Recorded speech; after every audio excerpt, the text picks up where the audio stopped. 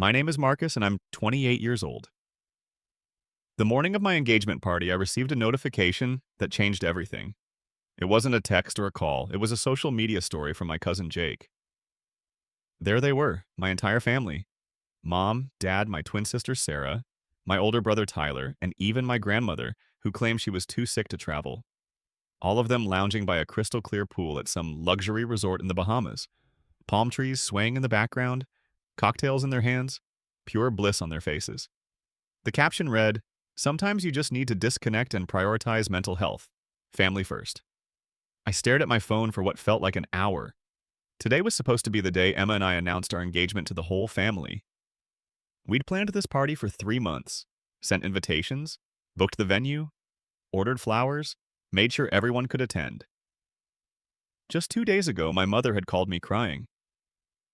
"Marcus, honey, we're so sorry. Your father threw out his back again. The doctor said absolutely no travel. We're devastated, we'll miss your special day." Sarah had texted the same morning. "Wish I could be there, but you know how crazy work gets. Maybe we can celebrate next weekend." Tyler didn't even bother with an excuse. Just said he couldn't make it. Now here they were. Not stuck at home nursing injuries, not buried under work deadlines, but sipping pina coladas in paradise. Emma found me sitting on our apartment balcony, still staring at the screen. She took one look at my face and knew something was wrong. "What happened?" she asked, settling beside me. I handed her my phone without saying a word. She scrolled through the story, her expression shifting from confusion to disbelief to pure anger. "Are you kidding me right now?" she whispered. "Emma isn't like my family. She doesn't play games. She doesn't lie to spare feelings. When she's hurt, she says it. When she's angry, you know it. Right now, she was both." "They're literally on vacation," she said, her voice rising, "while we're sitting here about to host a party for people who couldn't be bothered to show up." I couldn't speak. Part of me wanted to defend them, make excuses like I always did. Maybe they booked this trip months ago and forgot. Maybe it was a last-minute emergency. Maybe there was some explanation I wasn't seeing. But deep down, I knew the truth. This was exactly who they were, and somehow I'd spent 28 years pretending otherwise. Emma stood up, pacing across our small balcony. "How long have you been supporting them financially?" The question caught me off guard. "What do you mean?" "Marcus, I've seen the bank statements, the monthly transfers to your mom, the emergency funds to Tyler, the credit card you gave Sarah for temporary expenses that was never supposed to be permanent." "How long?" I looked out at the city below us. Cars moving like ants. People living their lives. Normal people who probably didn't have families that treated them like personal ATMs. "Since I started my software company," I admitted. "About 5 years." 5 years. She shook her head. "And this is how they repay you." The engagement party venue was already paid for. 50 of our friends and my coworkers were expecting to celebrate with us tonight. The catering was ordered, the photographer was booked. Everything was ready except for the most important people in my life, or who I thought were the most important people. Emma sat back down beside me, taking my hands in hers. "What do you want to do?" That was the thing about Emma. She didn't tell me what to feel or how to react. She just asked what I wanted. Something my family had never done in my entire life. I looked at her, really looked at her. This woman who'd stood by me for 3 years, who'd helped me build my business from nothing, who'd never asked me for a penny even when her own apartment had a leak that lasted 2 months and she was sleeping on my couch. She was my family now, the only family that mattered. "We're having the party," I said, "just not the way we planned." That afternoon, I made a decision that would change everything. I opened my laptop and started typing. First, I removed access from every shared account. The emergency fund my mother dipped into monthly. The credit card Sarah maxed out quarterly. The business loan I'd co-signed for Tyler's failing restaurant. One by one, I locked them out. Then I crafted a message for the family group chat. Short and simple: enjoy the Bahamas. The engagement party is still happening tonight. Don't worry about missing it. You already made your choice. Emma watched me work, bringing me coffee and rubbing my shoulders when the tension became too much. She didn't try to stop me or suggest I think it over. She understood that this moment had been building for years. By evening, our apartment was filled with real friends. People who actually cared about our happiness. Coworkers who'd become like siblings. Emma's college roommate who drove 6 hours to be there. My old boss who'd mentored me through starting my own company. We announced our engagement to a room full of people who genuinely celebrated with us. There was laughter. There were tears of joy. There were toasts and hugs and congratulations that felt authentic. And for the first time in my adult life, I didn't spend the entire evening wondering why my real family wasn't there. The next morning, my phone exploded with notifications. My family had finally seen the group chat message. They'd realized what they'd missed. And more importantly, they'd discovered their access to my accounts had been revoked. The calls started at 7 a.m. First my mother, then Sarah, then Tyler. All with the same panicked energy. All demanding explanations. All acting like I was the one who'd done something wrong. I didn't answer any of them. Instead, Emma and I went out for brunch. We talked about wedding plans. We looked at apartments in better neighborhoods. We discussed starting a joint business venture. We talked about our future, our real future, without the weight of people who'd proven they didn't deserve a place in it. But this was only the beginning, because my family wasn't the type to give up easily, especially when money was involved, and they were about to show me just how far they were willing to go to get back what they thought belonged to them. 3 days after the engagement party, my mother showed up at my office. She didn't call ahead. She didn't ask permission. She just walked past my assistant like she owned the place and barged into my conference room during a client meeting. "Marcus, we need to talk, now." I was in the middle of presenting a software proposal to a potential six-figure client, the kind of meeting that could make or break my quarterly numbers. But there was my mom standing in the doorway with mascara streaks down her cheeks and her hands shaking. "I'm in a meeting, Mom," I said quietly. "I don't care, this can't wait." My client, a woman in her 50s who ran a chain of boutique hotels, looked between us with obvious discomfort. I could see the deal slipping away in real time. "Can we reschedule?" I asked the client, already knowing the answer. She packed up her materials without making eye contact. "I'll have my assistant call yours." The door closed behind her, and I knew that contract was gone forever. 6 months of work destroyed in 30 seconds. "Do you have any idea what you just cost me?" I asked, turning to face my mother. She wasn't listening. She was already pacing around my office, touching things, moving papers, acting like she was searching for evidence of something. "Where's the money, Marcus? What did you do with the emergency account?" "I closed it." "You can't just close it. That money doesn't belong to you." I stared at her. "Mom, every penny in that account came from my business. Every deposit was from my bank account. I created it. I funded it. It absolutely belongs to me." She collapsed into the chair across from my desk, suddenly looking older than her 52 years. "Your father doesn't know yet. About the accounts being frozen, if he finds out?" "What? What happens if he finds out?" She started crying again. Real tears this time, not the manipulative kind she usually deployed when she wanted something. "He's going to blame me. He always blames me when money problems happen. And with Tyler's restaurant failing and Sarah's credit cards maxed out, maybe you should have thought about that before lying to me about the engagement party." "We didn't lie, it was a miscommunication." "Mom, I saw the social media posts. You were all poolside with drinks in your hands while I was hosting a party you swore you couldn't attend." She wiped her nose with a tissue from my desk. "That trip was planned months ago. We couldn't cancel it. Do you know how much money we would have lost? More or less than the money you're losing now." That stopped her cold. She looked at me like she was seeing a stranger. "When did you become so cruel, Marcus?" The question hit harder than I expected, because for a moment I wondered if she was right. Maybe I was being too harsh. Maybe I should have talked to them first instead of just cutting everything off. But then I remembered Emma's words from the night before. "They taught you to feel guilty for having boundaries. That's not love, that's control." "I'm not being cruel," I said. "I'm being done." My mother left without another word, but 20 minutes later my phone started ringing. Tyler's name flashed on the screen. "What the hell is wrong with you?" he shouted before I could even say hello. "Nice to hear from you too, Tyler." "Mom just called crying. She said you cut off all the family accounts. Are you out of your mind?" I leaned back in my office chair looking out at the city skyline. "Tell me about the Bahamas trip." Silence on the other end. "Tyler, tell me about the family vacation you all took instead of coming to my engagement party." That's different. That was already paid for." "So was the party venue. So was the catering. So were the flowers Emma and I ordered because we wanted to celebrate with our family. Look, we can make it up to you.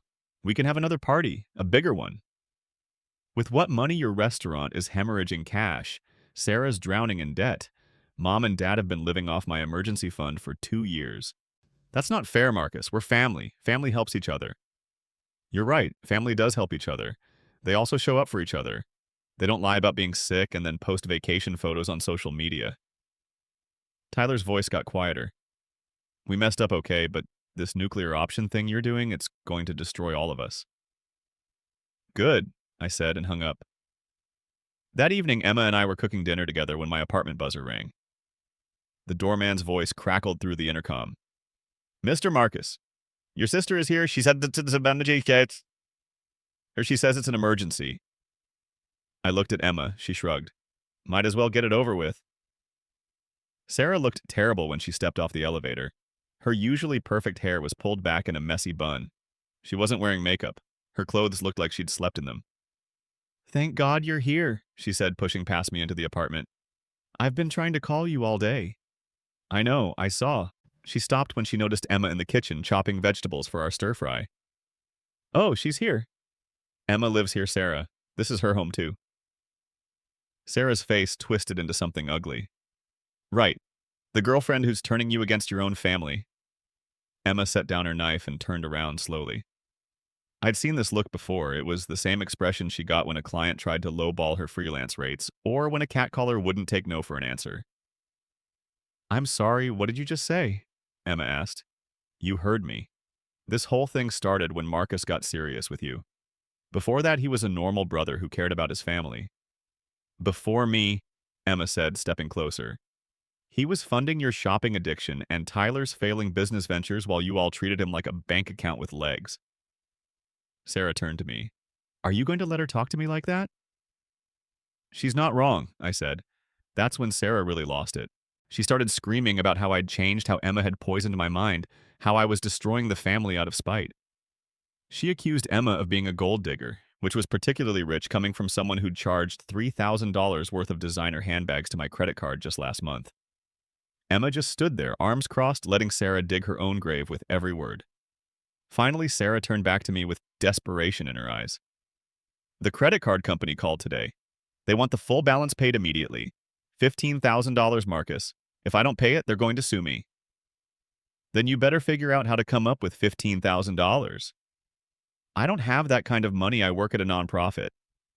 Maybe you should have thought about that before buying $500 shoes. She stared at me like I'd slapped her. I can't believe you're being like this. Over what a stupid party. It wasn't about the party, Sarah. It was about respect. It was about honesty. It was about showing up when it matters. And you failed on all 3 counts. She left in tears, but not before threatening to tell our grandmother that I was abandoning the family in their time of need. After she was gone, Emma and I finished cooking in silence. We ate dinner on the couch watching a mindless Netflix show. But I could tell something was bothering her. What are you thinking? I asked. She muted the TV and turned to face me. I'm thinking they're not done.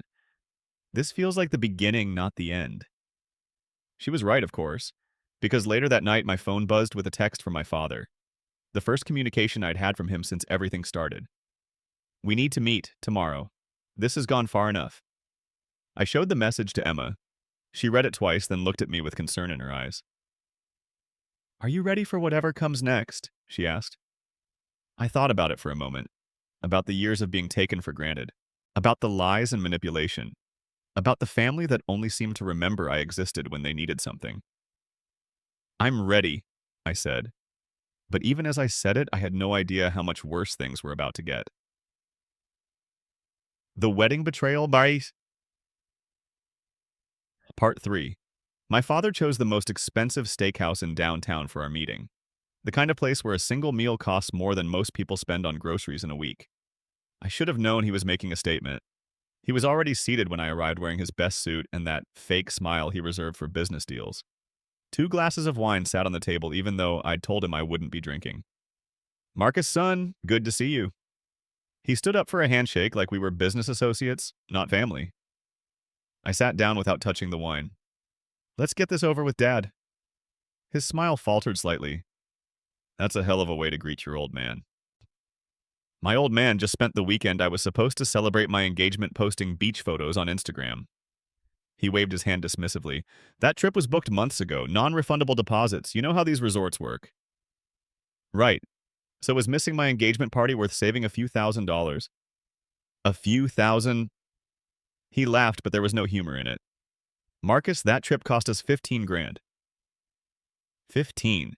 You think we should have just eaten that loss for a party? I stared at him. Yes, I think you should have eaten that loss for your son's engagement party. He took a long sip of wine, studying me over the rim of his glass. You know what your problem is, Marcus? You've never understood how money works, how families work. Everything isn't about emotions and feelings. Sometimes you have to make practical decisions. Like lying to me about being sick. Like protecting investments we'd already made. The waiter approached our table, clearly sensing the tension. Dad ordered the most expensive steak on the menu. I asked for water. Eat something, Dad said after the waiter left. You look thin. I'm fine. Emma feeding you properly, or is she one of those California girls who thinks quinoa counts as a meal? I felt my jaw clench. Don't. Don't what I'm just asking about your girlfriend. I'm trying to show interest in your life. No, you're trying to insult the woman I'm going to marry. Marry. He set down his wine glass hard enough that other diners turned to look. You're actually going through with that. What's that supposed to mean? He leaned forward, lowering his voice. Marcus, you're 28 years old. You've got a successful business money in the bank, your whole life ahead of you. Why would you tie yourself down to some girl with no family, no connections, no assets? Because I love her. Love. He said it like it was a dirty word. You know what love gets you divorced? Poor, alone. You know what stability gets you everything else. I stood up. We're done here. Sit down, Marcus. We're not finished. Yes, we are. He grabbed my wrist as I turned to leave. His grip was tighter than necessary, and several people at nearby tables were definitely watching now. You want to know the truth about your little girlfriend? He said quietly. I had her background checked. I went cold. You what? Standard procedure. When my son starts getting serious with someone, I need to know who they are, what they want, what their angle is. Let go of me. Foster care until she was 16. No college degree. No family money. No prospects until she met you. Does that sound like someone who fell in love with your personality, son? I jerked my arm away from his grip. You're sick. I'm protective. There's a difference. No, Dad. You're paranoid and controlling and completely out of line. He sat back in his chair, straightening his tie. The background check also showed something interesting about her previous relationships. 2 other men with successful businesses. Both relationships ended when the money ran out. I wanted to hit him. For the first time in my adult life, I actually considered punching my own father in a crowded restaurant. But instead, I did something worse. I smiled. That's really what you think, that Emma is some kind of con artist? I think she's a smart girl who knows a good opportunity when she sees one. Then you don't know her at all. I pulled out my phone and started typing. Right there at the table while he watched, I transferred $50,000 from my business account to Emma's personal account. Just like that. No discussion, no conditions. What are you doing? Dad asked. I'm proving a point. I hit send and showed him the confirmation screen. I just gave Emma $50,000, no strings attached. If she's really the gold digger you think she is, she'll disappear with that money and never look back. His face went pale. You can't be serious. Want to make a bet if Emma takes the money and runs, I'll restore all the family accounts. I'll apologize for cutting everyone off. I'll even pay for another Bahamas trip. And if she doesn't, then you admit you were wrong about her, and you stay out of my relationship forever. He stared at me for a long moment. You're bluffing. Call her right now. Ask her to check her bank account. Dad's phone was already in his hand, but he didn't dial. Because deep down he knew what Emma would do with that money, and he knew what it would prove about her character. Instead, he put his phone away and picked up his wine glass. You're making a mistake, Marcus, a big one. Maybe, but it's my mistake to make. I left him sitting there with 2 expensive steaks on the way and nobody to share them with. The drive home was a blur. I kept thinking about what Dad had said about Emma's past relationships.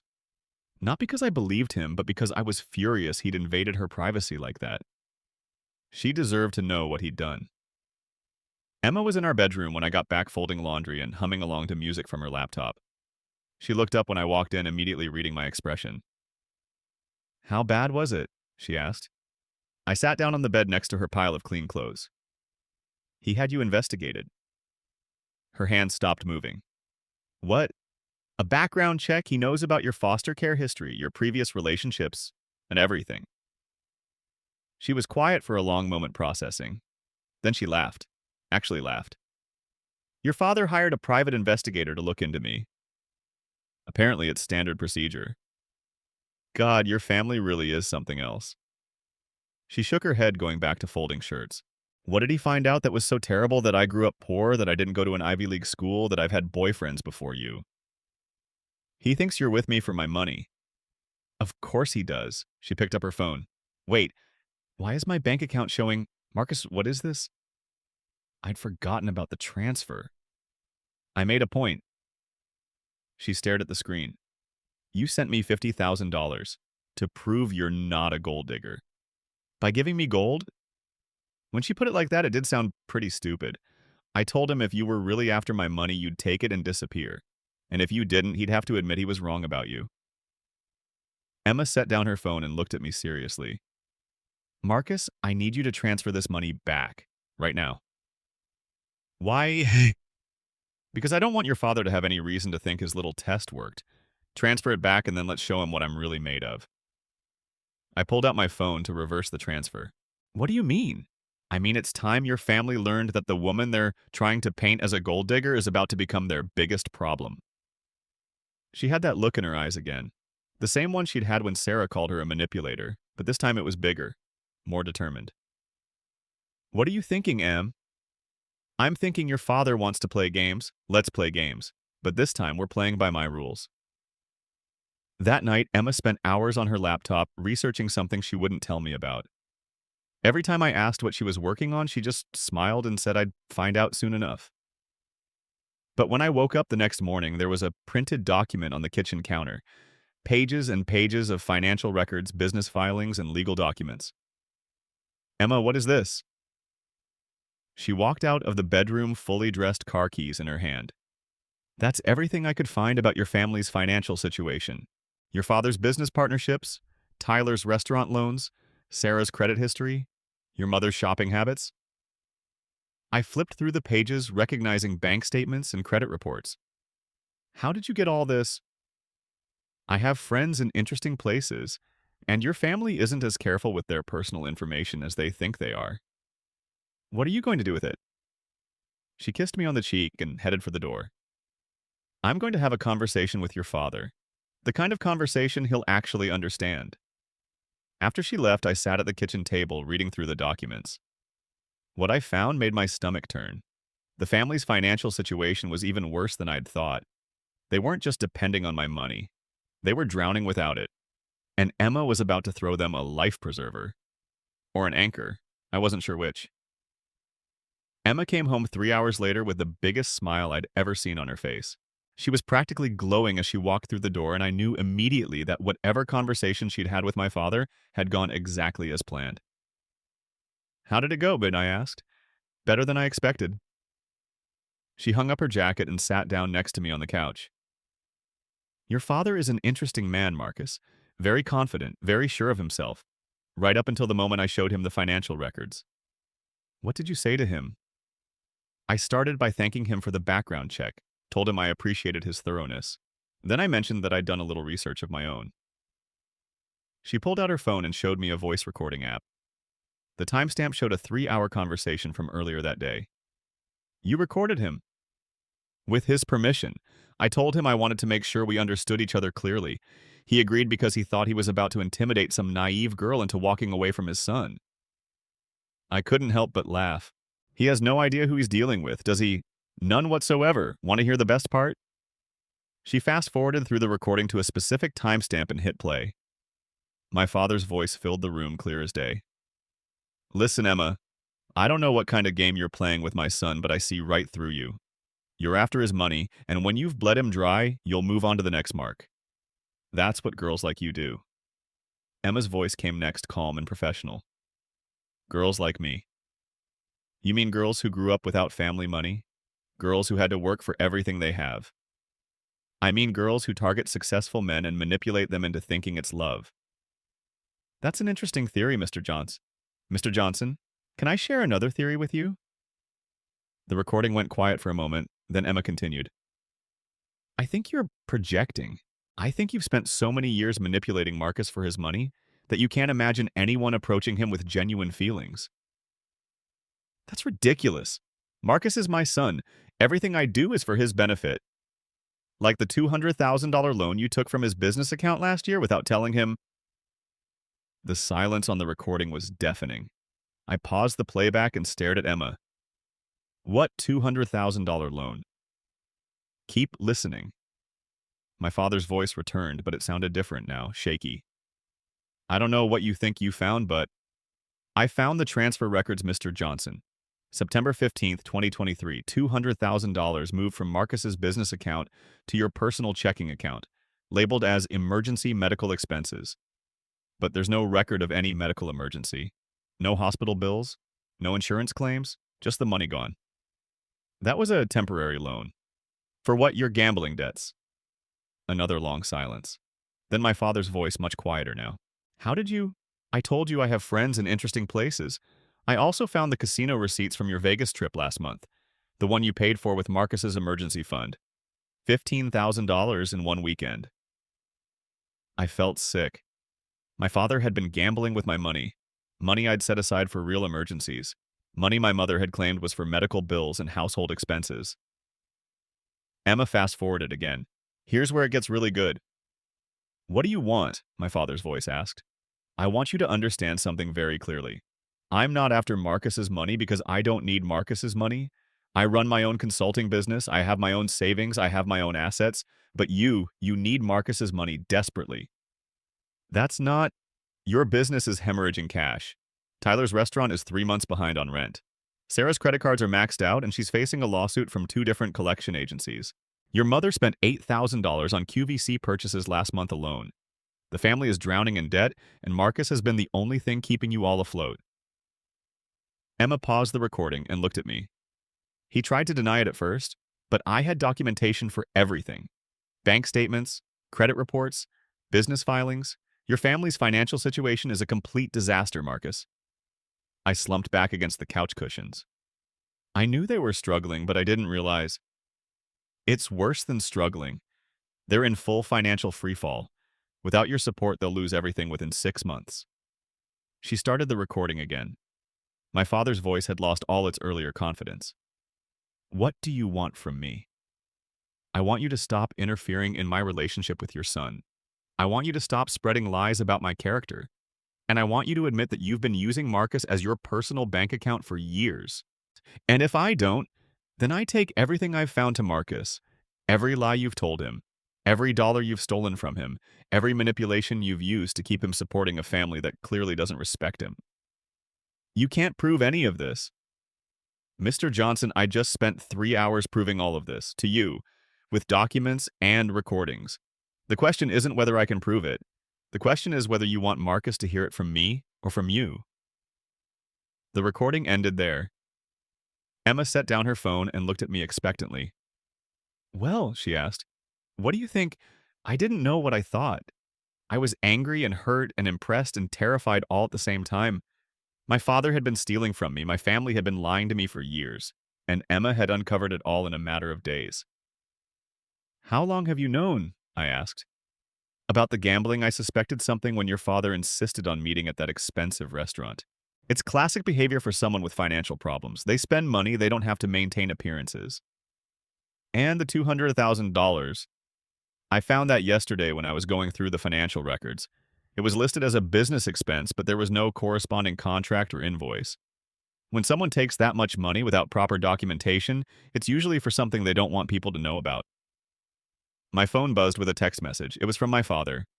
We need to talk. Tonight, it's important. I showed the message to Emma. She smiled. Looks like he's ready to have an honest conversation. Are you sure about this, going after my family like this? She took my hands in hers. Marcus, I'm not going after your family. I'm protecting you from your family. There's a difference. What if this backfires? What if they cut me off completely? Would that really be such a bad thing? I thought about it, really thought about it. A life without constant requests for money, without guilt trips and manipulation, without feeling like I had to earn love through bank transfers and emergency funds. No, I said finally. It wouldn't. Good, because I think your father is about to make us an offer. She was right. 20 minutes later, my father called. Not texted. Called. When I answered, his voice sounded completely different from the confident man who'd lectured me about Emma at the restaurant. Marcus, son, we need to meet. All of us. Your mother, Sarah Tyler. Everyone. Why? Because there are some things we need to discuss, as a family. Emma met my eyes and nodded. Fine, I told Dad. Tomorrow, 7 o'clock, our apartment. Emma will be here. He hesitated. I don't think... My home, my terms. A pause. Okay, we'll be there. A pause. Later, curled on the couch, Emma warned, they'll try one last manipulation. Maybe your grandmother old photos guilt trips. You okay with that? She smirked. Marcus, I just spent 3 hours dismantling your father's ego with a stack of financial records. I can handle a guilt trip. We ate takeout, watched movies, but I couldn't shake the thought tomorrow was the final confrontation. After this, there'd be no going back. They arrived at 7 sharp, Mom, Dad, Sarah Tyler, and just as Emma predicted, Grandma. Emma had set the stage like a general table in the center chairs, in a semicircle thick manila folder ready. Thanks for coming, she said calmly. No one sat.